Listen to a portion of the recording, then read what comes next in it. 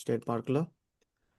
దేవుడు మనల్ని క్షేమంగా తీసుకొని వెళ్ళి, మంచి సహవాసం అందించి, తిరిగి క్షేమంగా ఇంటికి తెచ్చినందుకు దేవునికి వందనాలు తెలియజేస్తూ ఉన్నాను. సో, ఈరోజు ప్రేయర్ మెసేజ్‌గా, వాక్యాంశముగా నాకు దేవుని తలంపు ద్వారా నాకు కలిగిందేందంటే, యేసు ప్రభువు వారు చేసినటువంటి గృహ దర్శనాలు. సో, ఇంటి దర్శనాలు ఒక్కొక్కరి ఇంటికి వెళ్ళి ప్రభు అయిన యేసుక్రీస్తు వారిని ఏ విధంగా ఆదరించారు, వారికి ఏ విధంగా నెమ్మది కలిగింది, వారి ఇంట్లో ఏ విధంగా స్వస్థత కలిగింది, వారి ఇంట్లో ఏ విధంగా దేవుని మీద అధికమైన విశ్వాసం వారికి కలిగింది. సో, గృహ దర్శనాల యొక్క ప్రాముఖ్యత గురించి ఈరోజు సంఘపక్షముగా మీతోటి ఇది ధ్యానిద్దామని నాకు అనిపించింది దేవుని నామమున. హ్మ్. ఒకసారి ఆహ్, వాక్యంలోనికి వెళ్ళటానికి ముందు ఒక చిన్న ప్రార్థన చేసుకొని ముందుకెళ్దాము. ప్రేమగల మా ప్రియ పరలోకపు తండ్రి, కృపగల నాయన, స్తుతులకు పాత్రుడా, స్తోత్రార్హుడా, జీవము గల మా తండ్రి, మమ్మలను మిక్కిలిగా ప్రేమించిన మా పరలోకపు తండ్రి, స్తోత్రము, స్తోత్రము, స్తోత్రము నాయనా. అయ్యా, మమ్మలను ఇక్కడ ఒక చిన్న మందగా చేర్చి, తండ్రి సంఘముగా మరి ఒకసారి మీ యొక్క సన్నిధిలోనికి మీ యొక్క మాటలు వినాలని, వాటిని ధ్యానించాలని నాయన, తద్వారా మా యొక్క కుటుంబాల్లో నాయన మిమ్మల్ని కలిగి ఉండాలని, మా కుటుంబాల్లో శాంతి సమాధానం వర్ధిల్లాలని, మా ఇంట్లో సమృద్ధికరమైన జీవం కలిగి ఉండాలని నాయన మేము ఇష్టపడుచుండగా మాతో మాట్లాడండి. అయ్యా, చెప్పబడే వాక్యము నాయన మీరే చెప్పండి మాకు. మాకు విశదీకరించండి. పరిశుద్ధాత్మ దేవ మా హృదయంలోనికి వచ్చి నాయనా మాకు మరి ఎక్కువగా మీ ప్రేమల గురించి తెలుసుకునేలాగున సహాయం చేయండి. అయ్యా, మీ ప్రేమను గురించి తెలుసుకొనటం జ్ఞానము కంటే అత్యధికమైన ఇది తండ్రి. సహాయం చేయండి ప్రభువా. కృప చూపండి, మాతో మాట్లాడండి. మీరు మాట్లాడే దేవుడివి తండ్రి. సహాయం చేయండి. యేసునామమున ప్రార్థించి మిక్కిలి వినంగా అడిగి పెట్టుకొంచున్నాం మా ప్రియ పరలోకపు తండ్రి. ఆమేన్. ఈనాటి వాక్యాంశముగా యేసుక్రీస్తు ప్రభుల వారు చేసినటువంటి గృహ దర్శనాలు. ఆ గృహ దర్శనాలు చేయటం వల్ల ఆ యొక్క కుటుంబాల్లో జరిగినటువంటి శాంతి సమాధానము, ఆ కుటుంబాల్లో జరిగినటువంటి స్వస్థత, ఆ కుటుంబాల్లో జరిగినటువంటి సంతోషకరమైన వాతావరణం, సమృద్ధికరమైన జీవితం, తర్వాత పునరుద్ధాన శక్తి కలిగి ఉండటం ఆ కుటుంబాల్లో ఈరోజు ధ్యానించేద్దాము. మొట్టమొదటగా పేతురు ఇంటికి వచ్చినటువంటి స్వస్థత గురించి చూద్దాము. మార్కు సువార్త 1వ అధ్యాయము. మార్కు సువార్త 1వ అధ్యాయము 29వ వచనము ధ్యానిద్దాము. వెంటనే వారు సమాజ మందిరంలో నుండి వెళ్ళి యాకోబుతోను, యోహానుతోను, సీమోను, అంద్రెయ అను వారి ఇంట ప్రవేశించిరి. సీమోను అత్త జ్వరంతో పడి ఉండగా వెంటనే వారు ఆమెను గూర్చి ఆయనతో చెప్పిరి. ఆయన ఆమె దగ్గరికి వచ్చి చెయ్యి పట్టి ఆమెను లేవనెత్తెను. అంతటా జ్వరము ఆమెను వదిలిన గనుక ఆమె వారికి ఉపచారము చేయసాగెను. చూసారా ఇక్కడ సీమోను, ఆంద్రేయ అను వారి ఇంట యేసుక్రీస్తు ప్రవేశించారంట.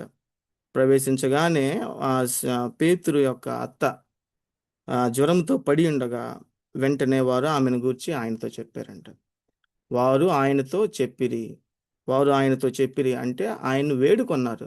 ఈమెకి బాగలేదు, ఈమెని స్వస్థతపరచుము అని ఆయన్ని వేడుకొన్నారు. ఆయనకి ప్రార్థనాపూర్వకంగా విన్నవించారనమాట. అప్పుడు ఆయన అంటే యేసుక్రీస్తు ప్రభుల వారు పేతురు అత్త దగ్గరకు వచ్చి చెయ్యి పట్టి ఆమెను లేవనెత్తెను. అంతటా జ్వరము ఆమెను వదిలిన గనుక ఆమె వారికి ఉపచారము చేయసాగెను.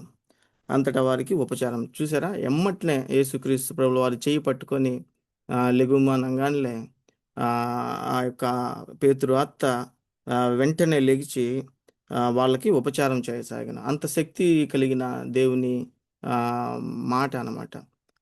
ఆయన ఆయన యొక్క స్పర్శ అంత శక్తి కలిగినటువంటిది. ఆయన దేవాతి దేవుడు. వెలుగు కలుగునుగాక అనంగానే వెలుగు కలిగింది. భూమి సృష్టి యావత్తు కలుగునుగాక అనంగానే సృష్టి కలిగినది. తర్వాత సూర్యచంద్ర నక్షత్రములు కలుగునుగాక అనంగానే సూర్యచంద్ర నక్షత్రములు కలిగినవి. తర్వాత ఎర్ర సముద్రము పాయలుగా విడిపోవాలి అనగానే ఎర్ర సముద్రం పాయలుగా విడిపోయింది. తర్వాత సంకెళ్ళు వారు పౌలు యోహానులు జైల్లో ఉన్నప్పుడు వారి సంకెళ్ళు ఇనుప గడియలు కూడా దేవుని మాట వింటూ ఉన్నాయి. తర్వాత తర్వాత ఆయన ఒక మాటకు లోబడినటువంటి ఆహ్, వస్తువు కానీ, సృష్టి గాని మరి ఇంకా ఏమీ లేదనమాట. ఇక్కడ చూస్తే ఈ వెంటనే ఆమెకు బలము పొందినదై ఆమె ఎదురు ఉపచారం చేస్తా ఉందంట. మామూలుగా మనమైతే ఎప్పుడన్నా ఏదన్నా జ్వరం వచ్చినప్పుడు మనం బెడ్‌లో పండుకొని మనం ఎదురు చూస్తా ఉంటాం. ఎవరు మనకి ఏదైనా సూప్ కాసుకొని ఇస్తారా? లేపోతే అన్నం పెడతారా? లేకపోతే పప్పుచారు జ్వరం వచ్చినప్పుడు మనం ఎక్కువగా ఆశపడేది పప్పుచారు అది ఎవరన్నా ఇస్తారని మనం ఉపచారం కొరకు ఎదురు చూస్తా ఉంటాము. ఎవరన్నా మనకి సహాయం చేస్తారా అని. కానీ ఇక్కడ యేసుక్రీస్తు స్పర్శ ఎప్పుడైతే తగిలిందో, ఆ దేవాతి దేవుని స్పర్శ ఎప్పుడైతే తగిలిందో, వెంటనే ఆ యొక్క పేతురు అత్త వెంటనే లేచి ఎదురు ఉపచారం చేయసాగిందంట. తర్వాత ఇంకొక చోట చూస్తే ఆహ్, ఇంకొక చోట పరిసయ్యులలో ఒకరు యేసుక్రీస్తు ప్రభుల వారిని భోజనానికి రమ్మని తీసుకొని వెళ్తారు. పరిసయ్యులలో ఒకరు. 35 మార్కు 5:35. ఆయన ఇంకనూ మాట్లాడుచుండగా సమాజ మందిరపు అధికారి ఇంట నుండి కొందరు వచ్చి, నీ కుమార్తె చనిపోయినది. నీవిక బోధకుని ఎందుకు శ్రమ పెట్టుదువు అనిరి. యేసు వారు చెప్పిన మాట లక్ష్యపెట్టక భయపడకము, నమ్మిక మాత్రము ఉంచుము. సమాజ మందిరపు అధికారితో చెప్పి, పేతురు, యాకోబు సహోదరుడు యోహాను అను వారిని తప్ప మరి ఎవరినైనను తన వెంబడి రానియక సమాజ మందిరపు అధికారి ఇంటికి వచ్చి వారు గొల్లుగా నుండి చాలా ఏడ్చుచు ప్రలాపించుచు నుండట చూచి లోపలికి పోయి మీరేలా గొల్లు చేసి ఏడ్చుచున్నారు, ఈ చిన్నది నిద్రించుచున్నదే గాని చనిపోలేదని వారితో చెప్పెను. అందుకు వారు ఆయనను అపహసించిరి. అయితే ఆయన వారినందరినీ బయటికి పంపివేసి ఆ చిన్నదాని తల్లిదండ్రులను తనతో ఉన్నవారిని వెంటబెట్టుకొని ఆ చిన్నది పరుండి ఉన్న గదిలోనికి వెళ్ళి ఇక్కడ 35 నుంచి చూస్తే ఆయనింకను మాటలాడుచుండగా సమాజ మందిరపు అధికారి ఇంటికి కొందరు వచ్చి, నీ కుమార్తె చనిపోయినదని చెప్పారంట.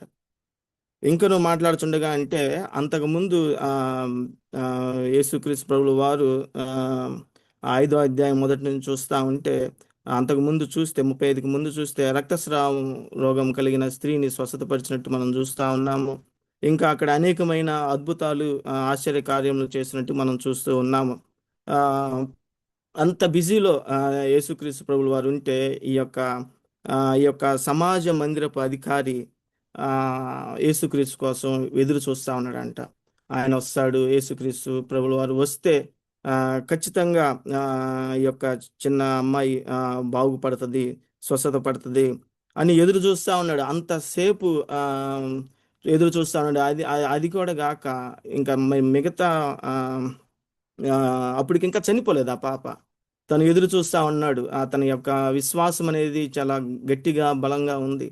తర్వాత మిగతా వాళ్ళు ఆ యొక్క పనివారు ఆ సమాజపు మందిరపు అధికారి పనివాళ్ళు వచ్చి, అయ్యా మీ యొక్క కుమార్తె చనిపోయింది అని చెప్పినప్పుడు మనమైతే ఏం చేస్తాము? చాలులే ఇంకా ఈయన కోసం ఎదురు చూసాము కదా, ఈయన వస్తాడేమో చూసాము కానీ ఈయన రాలేదు, పాప చనిపోయింది, ఇంకా ఈయనతో మనకి పని లేదు, వెళ్ళిపోదామని మనం ఎమ్మటనే మన యొక్క విశ్వాసాన్ని సడలించుకొని మనం అక్కడి నుంచి వెళ్ళిపోవటానికి ట్రై చేస్తాము. కానీ ఇతను అక్కడే యేసుక్రీస్తు ప్రభులు వారు ఏమంటారు అని అక్కడే కూర్చొని విశ్వాసము వదిలిపెట్టని విశ్వాసం అన్నమాట. అంత గొప్ప విశ్వాసము కదా. ఆ ఆ ఆ మాట విన్నందుకు ఆ యొక్క ఆ, వారి యొక్క పనుల్లో వచ్చి ఆ మాట చెప్పినందుకు యేసుక్రీస్తు ప్రభులు వారు విని ఏమంటే, భయపడకము, నమ్మిక మాత్రమే ఉంచుము, do not fear, only believe అని యేసుక్రీస్తు చెప్పి అక్కడి నుంచి పేతురు, యాకోబు సోదరుడు యోహాను వారిని తనతో పాటు తీసుకుని వెళ్ళి అక్కడ ఎవరైతే ఏడుస్తూ గొడవ చేస్తా ఉన్నారో, ప్రలాపిస్తూ ఉన్నారో వారిని అందరినీ పక్కకి ఊరకుండుడి అని పక్కన పెడుతూ ఉన్నారు. తర్వాత అక్కడున్న కొంతమంది కూడా యేసుక్రీస్తు ప్రభువు వారు వారి ఇంటికి వచ్చినప్పుడు ఆ, ఆయనను అపహసించారంట. అయితే ఆయన వారినందరినీ బయటకు పంపివేసి చిన్నదాని తల్లిదండ్రులను తనతో ఉన్న వారిని వెంటబెట్టుకొని ఆ చిన్నది పడి ఉన్న గదిలోనికి వెళ్ళి ఆ చిన్నదాన్ని చేయి పట్టి తలి తాకుమి అని చెప్పాను. ఆ మాటకు చిన్నదానా లెమ్మని నీతో చెప్పుచున్నానని అర్థం అనమాట. సో అయితే వెంటనే ఏమైంది, వెంటనే ఆ చిన్నది లేచి నడవసాగెను. ఆమె 12 సంవత్సరముల ప్రాయం గలది. వెంటనే వారు బహుగా విస్మయం పొందిరి. జరిగినది ఎవనికి తెలియకూడదని ఆయన వారికి గట్టిగా ఆజ్ఞాపించి ఆమెకు ఆహారం పెట్టడని చెప్పాను. వెంటనే యేసుక్రీస్తు ప్రభుల వారు తలి తాకమంటే చిన్నదానా లెమ్ము అని చెప్పినప్పుడు ఆ యొక్క పాప వెంటనే లేచిందంట. వెంటనే లేచి ఆ, వా- నడవసాగిందంట. ఎంత శక్తి చూసారా, యేసు ప్రభు మాటకి ఎంత శక్తి కదా. దెయ్యాలు కూడా వణికి భయపడుతూ ఉంటాయి. ఒకసారి యేసుక్రీస్తు ప్రభు వారు సమరయ ప్రదేశంలోకి వెళ్ళినప్పుడు ఆ యొక్క దెయ్యాలు, ఓ బోధకుడా, మా యొక్క సమయం ఇంకా కాకమునిపే నువ్వు మా యొద్దకు వచ్చావా అని అన్నప్పుడు యేసు ప్రభు వారు వాటికి ఆజ్ఞాపిస్తాడు కదా, పందుల గుంపులోనికి వెళ్ళమని అన్నప్పుడు అవి అక్కడి నుంచి వెళ్ళిపోతాయి. సో దెయ్యాలు కూడా వణుకుతున్నాయి. దెయ్యాలు మనుషులు సృష్టే కాదు, దెయ్యాలు కూడా వణుకుతున్నాయి. ఈ వస్తువులు ఇనుప సంఖ్యలు కూడా వణుకుతున్నాయి కదా. ఆ తర్వాత బండ నుండి నీళ్లు కూడా రప్పించాడు దేవుడు. సో బండలు కూడా ఆయనకు లోబడుతూ ఉంటాయి.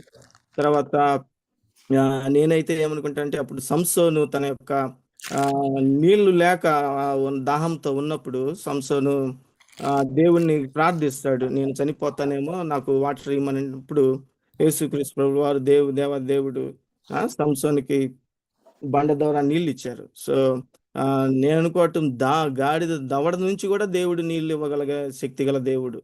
సో అంతటి గొప్ప దేవుడు. ఆయన యొక్క మాటకు ఆ సమస్తము లోబడి వణుకుచూ ఉంటాయి. తర్వాత ఇంకా ఆ యాయిరు కుమార్తె గురించి చూద్దాం. యాయిరు ఇంటికి యేసు ప్రభు వారు వెళ్ళి వారి ఇంటికి చేసినటువంటి పరిచర్య గురించి చూద్దాం. మార్కు సువార్త 5:35-43.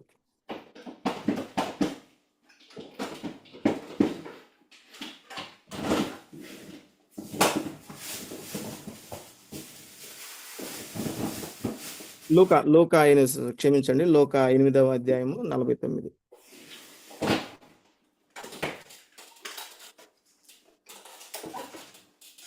లోక 8.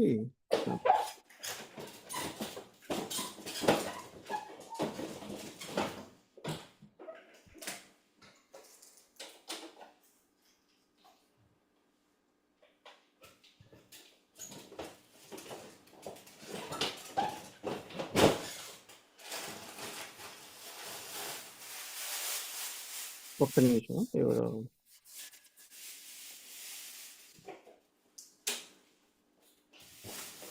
డిస్టర్బెన్స్ ఏమైనా వస్తుందా మీకు? వస్తుంది ప్రదీప్.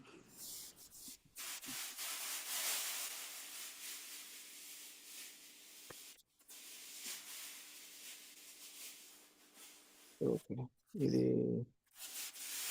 ఎవరి దగ్గర వస్తుందో అర్థం కావట్లేదు.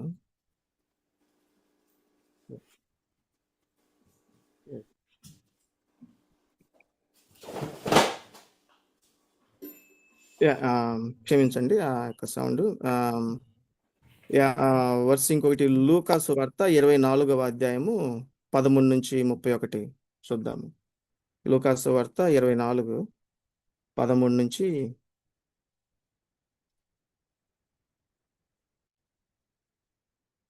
సో మనం ఈరోజు యేసుక్రీస్తు ప్రభువు వారు చేసినటువంటి గృహ దర్శనాలు, ఆ గృహ దర్శనాల ద్వారా కలిగినటువంటి ఆ కుటుంబాలకు కలిగినటువంటి నెమ్మది, ఆదరణ, స్వస్థత గురించి చూస్తా ఉన్నాము. మొదటగా మనం పేతురు అత్త ఏ విధంగా స్వస్థత పడింది, యేసు ప్రభు వారు ఆ ఇంటికి వెళ్ళటం వలన ఆ యొక్క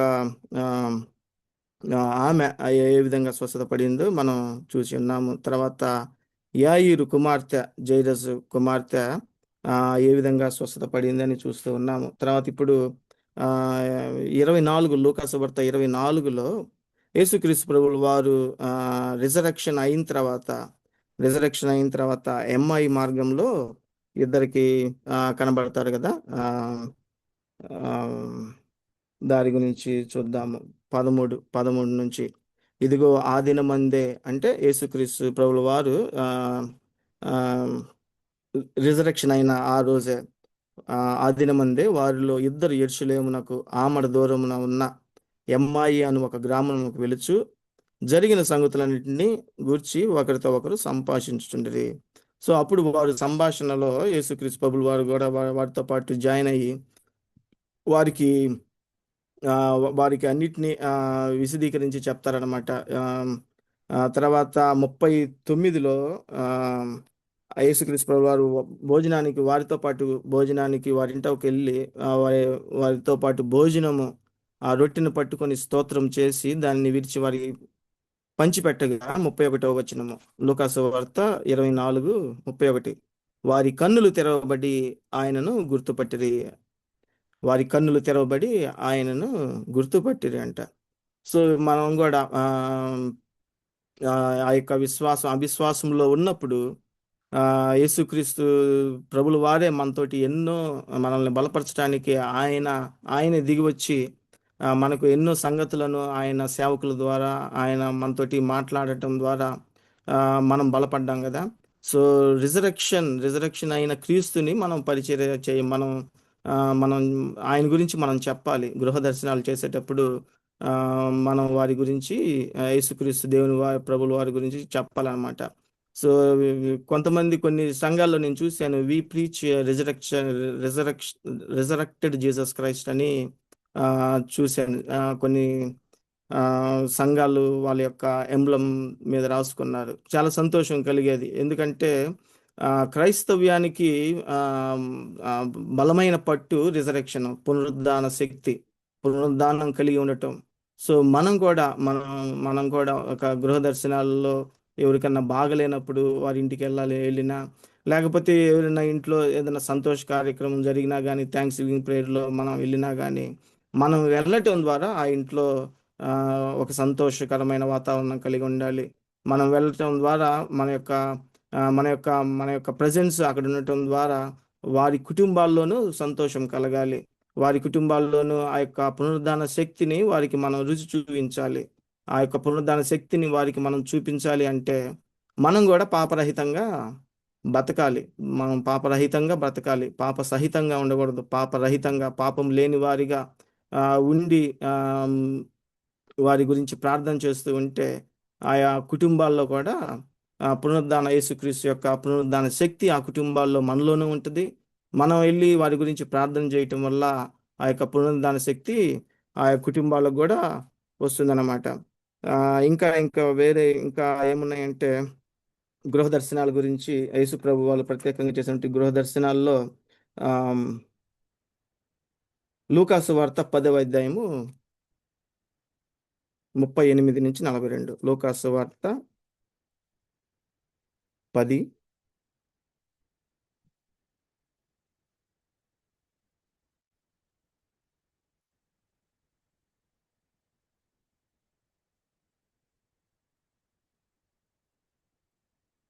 ముప్పై 38. అంతటా వారు ప్రయాణమైపోవచుండగా ఆయన ఒక గ్రామంలోనికి ప్రవేశించెను. మార్త అను ఒక స్త్రీ ఆయనను తన ఇంట చేర్చుకొనెను. ఆమెకు మరియా అను సహోదరి ఉండెను. ఈమె యేసు పాదముల యొద్ద కూర్చుండి ఆయన బోధ వినుచు ఉండెను. మార్త విస్తారమైన పని పెట్టుకున్నట్టు చేత తొందరపడి ఆయన వద్దకు వచ్చి, ప్రభువా, నేను ఒంటరిగా పనిచేయుటకు నా సహోదరి నన్ను విడిచిపెట్టినందున నీకు చింత లేదా? నాకు సహాయం చేయమని ఆమెతో చెప్పుము అనెను. ఈ యొక్క సందర్భం ఏంటంటే యేసుక్రీస్తు ప్రభు వారు ఆ యొక్క మార్త అను స్త్రీ ఆయన ఇంట చేర్చుకున్నాను. వారి ఇంటికి వెళ్ళాడంట. మార్త మరియా ఎవరోళ్ళు?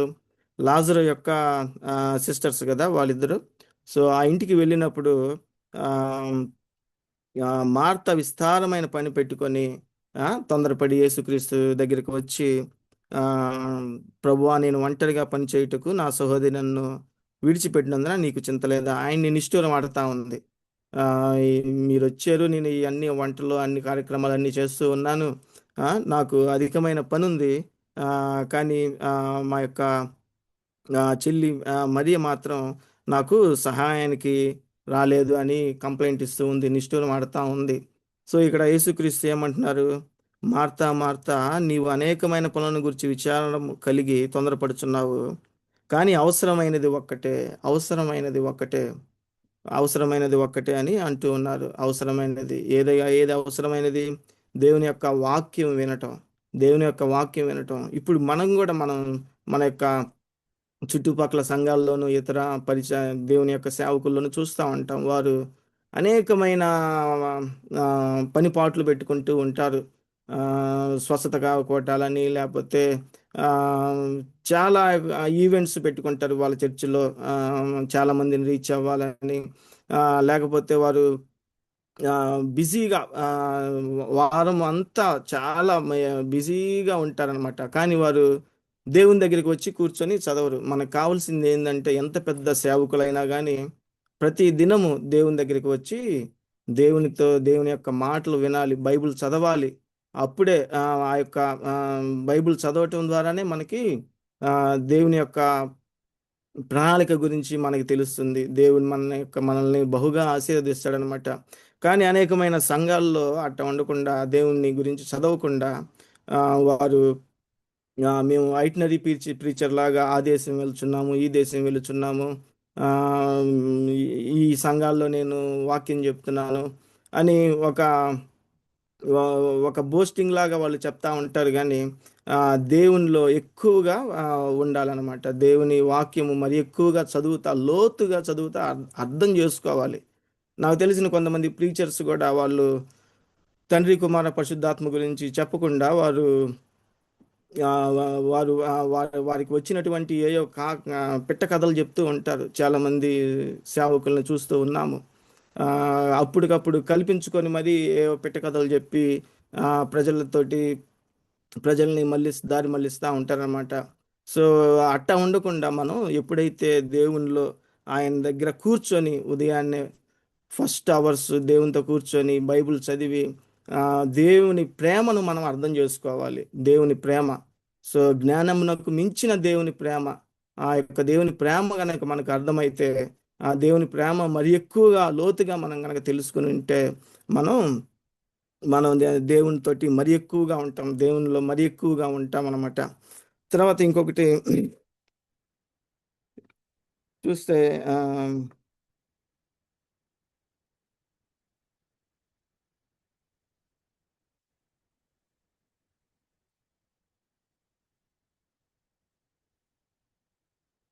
లూకాసు వార్త 7వ అధ్యాయము 36లో, లూకాసు వార్త 7వ అధ్యాయము 36 పరిసయ్యులలో ఒకడు తనతో కూడా భోజనం చేయవలని ఆయనను అడిగెను. ఆయన పరిసయ్యుని ఇంటికి వెళ్ళి భోజన పంక్తిని కూర్చుండగా, ఆ ఊరిలో ఉన్న పాపాత్మురాలైన ఒక స్త్రీ యేసు పరిసయ్యుని ఇంట భోజనమునకు కూర్చున్నాడని తెలుసుకొని ఒక బుడ్డిలో అత్తరు తీసుకుని వచ్చి వెనుక తట్టు ఆయన పాదం ఎద్ద నిలవబడి ఏడ్చుచు కన్నీళ్లతో ఆయన పాదమును తడిపి తన తల వెంట్రుకలతో తుడిచి ఆయన పాదములను ముద్దు పెట్టుకొని ఆ అత్తరు వాటికి పూసెను.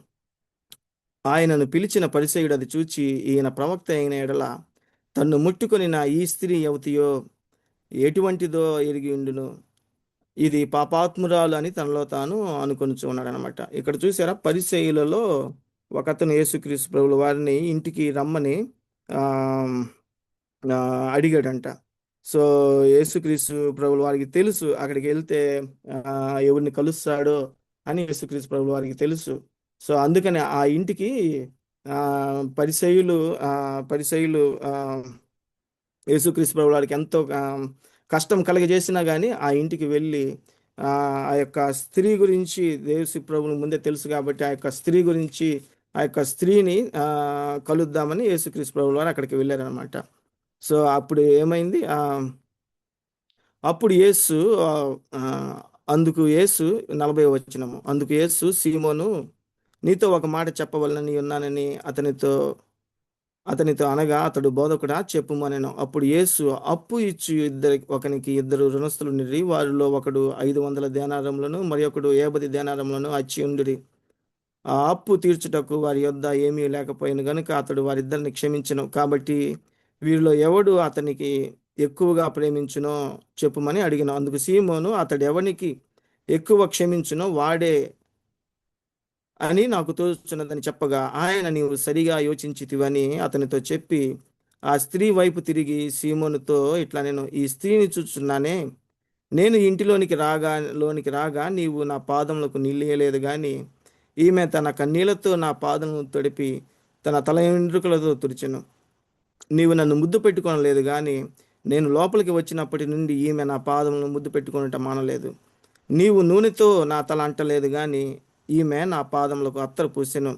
ఆమె విస్తారముగా ప్రేమించిన గనుక ఆమె యొక్క విస్తారమైన పాపములు క్షమింపబడినవని నీతో చెప్పుచున్నాను అనెను. ఎవనికి కొంచెముగా క్షమింపబడినో వాడు కొంచెముగా ప్రేమించునని చెప్పి, నీ పాపములు క్షమింపబడి ఉన్నవని ఆమెతో అనెను. చూసారా ఇక్కడ ఆమెతోటి నీ పాపములను క్షమింపబడినవి అని చెప్పారనమాట యేసుక్రీస్తు ప్రభువు వారు. ఎంత గొప్ప సంగతి కదా. ఆమెతోటి నీ పాపం క్షమిపడమని. అక్కడ ఇంకొకటి గమనించాల్సింది ఏంటంటే, పరిసయ్యులు వారికి అందరికీ వాక్యం తెలుసు.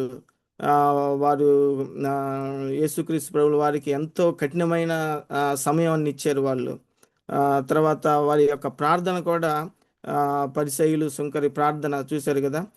పరిసయ్యులు ఏమని ప్రార్థన చేస్తారు, నేను నీ యొక్క ఆజ్ఞలను పాటిస్తున్నాను, నేను టైత్ ఇస్తున్నాను, నేను మిగతా అందరికంటే గొప్పవాడిని అనే భావన వారిలో ఉంటుంది పరిసయ్యుల్లో ఎప్పుడు. నేను మిగతా అంటే పరిసయ్యులు మిగతా వారికంటే చాలా గొప్పవారుగా గర్విస్తూ ఉంటారనమాట. అటువంటి పరిసయ్యులు ఇంటికి యేసుక్రీస్తు ప్రభువారు వెళ్ళినప్పుడు ఆ యొక్క స్త్రీ యేసుక్రీస్తు ప్రభువారు వస్తారని తెలిసి, ఆమె పేరు ఏముంది ఇక్కడ, పేరు రాయలేదు కానీ పాపాత్మురాలు అని రాయబడింది పలుమార్లు. పాపాత్మురాలు పాపాత్మురాలు అని. ఆమె మహాభయంకరమైన పాపములు చేస్తూ ఉన్నటువంటి ఆమె యేసుక్రీస్తు ఆ ఇంటికి వచ్చాడని, ఆ ఇంటికి తను పిలవకపోయిన ఆ ఇంటికి వెళ్ళి యేసుక్రీస్తుకి విలువ కలిగినటువంటి ఆ యొక్క అత్తరు పూసి ఆ పాదాల ముద్దు పెట్టుకొనచ్చు, తన తలకి కొబ్బరి నూనె పూసి తన తనని యేసుక్రీస్తు ప్రభువు వారిని తనను ఎంతగానో ప్రేమించినట్టుగా మనం చూస్తూ ఉన్నాము. అప్పుడు ఆమె యొక్క పాపములు క్షమింపబడి ఉన్నవి. చూసారా, మనం కూడా ఏదన్నా ఇంటికి వెళ్ళినప్పుడు, గృహ దర్శనాలకు వెళ్ళినప్పుడు ఆ యొక్క ఇంటిలో శాంతి సమాధానం కలగాలని ప్రార్థన చేయాలి. ఆ యొక్క ఇంటిలో వారికి రక్షణ లేకపోతే వారికి రక్షణ కలిగించే విధంగా మనం ప్రార్థన చేయాలి.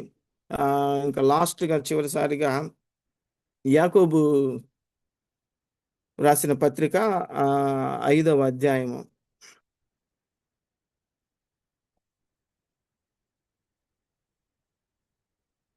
15వ వచనం చదువుదాము. విశ్వాస సహితమైన ప్రార్థన ఆ రోగిని స్వస్థపరచును. ప్రభు అతను లేపున అతడు పాపము చేసిన వాడైతే పాప క్షమాపణ నొందును. 16వ వచనము, మీ పాపములను ఒకరితో ఒకడు ఒప్పుకొనండి, మీరు స్వస్థత పొందినట్లు ఒకరి కొరకు ఒకడు ప్రార్థన చేయుడి. నీతిమంతుని విజ్ఞాపన మనఃపూర్వకమైనదై బహుబలము గలదై ఉండును. చూసారా, మన ప్రార్థన ఒకరితో ఒకరు మన పాపలను ఒప్పుకోవాలంట. తర్వాత ఒకరికొకరు స్వస్థత పడినట్లు ఒకరికొకరు ప్రార్థన చేయాలంట. మీ ప్రార్థన నీతిమంతుని విజ్ఞాపన మనఃపూర్వకమైనదై బలము గలదై ఉండును. నీతిమంతుని విజ్ఞాపన అంటే మన ప్రార్థన మనం ప్రార్థిస్తాము, కానీ మనం కొన్ని కలిగి ఉండము. ఎందుకనంటే మనలో పాపం కలిగి ఉంటాము. కానీ నీతిమంతుని ప్రార్థన బహుబలము గలదై, నీతిమంతుని విజ్ఞాపన మనఃపూర్వకమై బహుబలము గలదై ఉండునని ఉంది. సో మనం కూడా విజిటింగ్ చేసేటప్పుడు కానీ, లేకపోతే మనం వేరే గృహాలకు వెళ్ళినప్పుడు కానీ, మన యొక్క జీవితము, మన యొక్క దైనందిన జీవితంలో ఎటువంటి పాపమునకు చోటు ఇవ్వకుండా మనం పరిశుద్ధంగా బ్రతకాలి. అప్పుడు మనం పరిశుద్ధంగా బ్రతికినప్పుడు ఇతరులకు కూడా మేలు కలుగుతుంది. సో ఇతరులకు సహాయం కలుగులాగున దేవుణ్ణి, మాకు సహాయం చేయి దేవా అని దేవుణ్ణి అడగాలి. మనకి దేంట్లో సహాయం కలగాలి, మన యొక్క ప్రవర్తనలో మార్పు కలగాలని అడగాలి దేవుణ్ణి. మన యొక్క యాటిట్యూడ్లో మార్పు కలగాలని దేవుణ్ణి అడగాలి. తద్వారా మనం ఇతరులకు మహిమకరంగా, ఇతరులకు సహాయకరంగా ఉండేవారిగా మనం ఉంటామన్నమాట. తర్వాత ఇంకోటి యాకోబు సువార్త 4వ అధ్యాయంలో 3వ వచనంలో ఉంది, యు డు నాట్